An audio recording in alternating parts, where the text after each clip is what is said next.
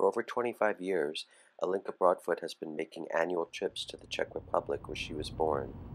She has become a resident of this place, Tondak, brick factory that is based in Austria. There are 27 Tondak factories throughout Eastern Europe, including this one that Olinka currently works in.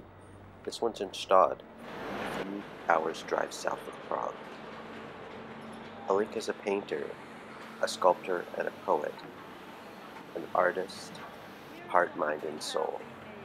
Where does she fit in with this giant factory, and how did she get here? Sometimes I use the leftovers. It is a unique journey.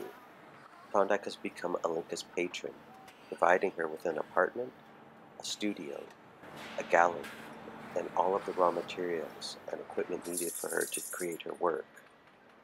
There is a long list of products that the factory manufactures.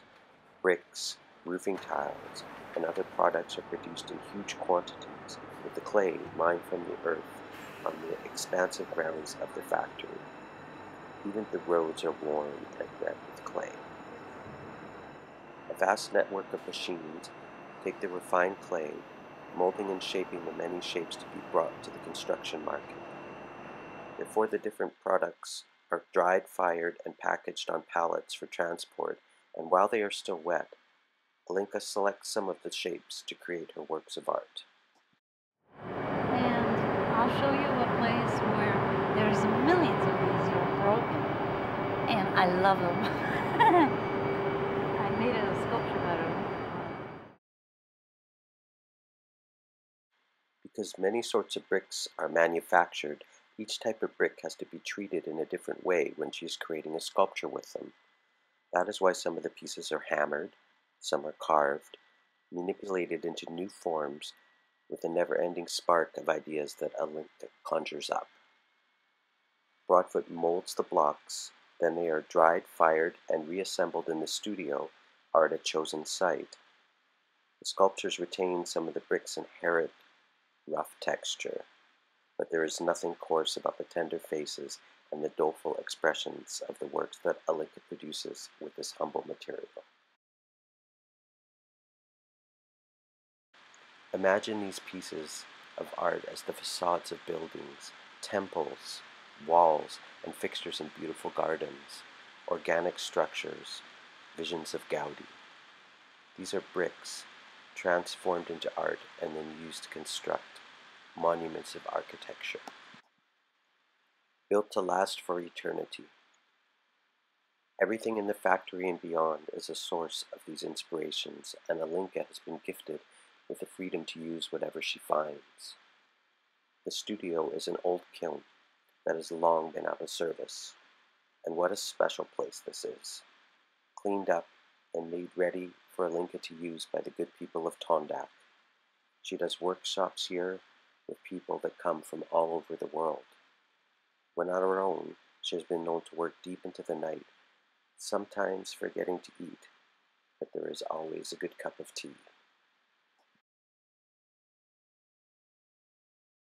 Olinka is extremely prolific and has always been, creating with whatever there is at hand, always pushing and pulling, trying new things, creating a vast series of work.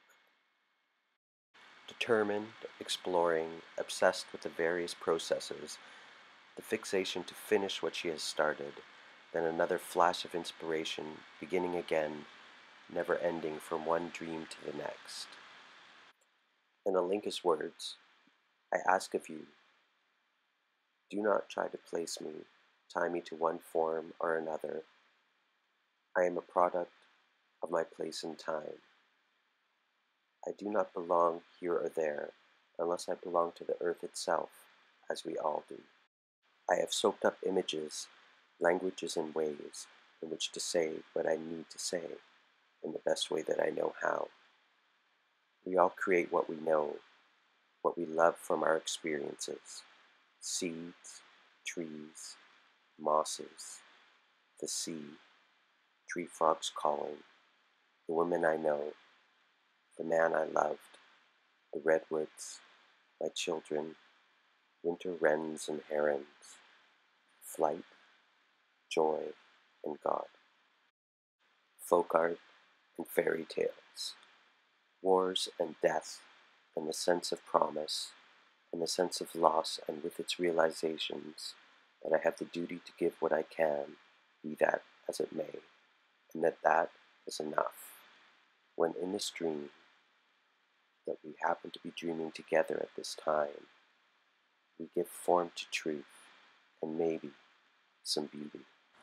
We come closer and closer to waking.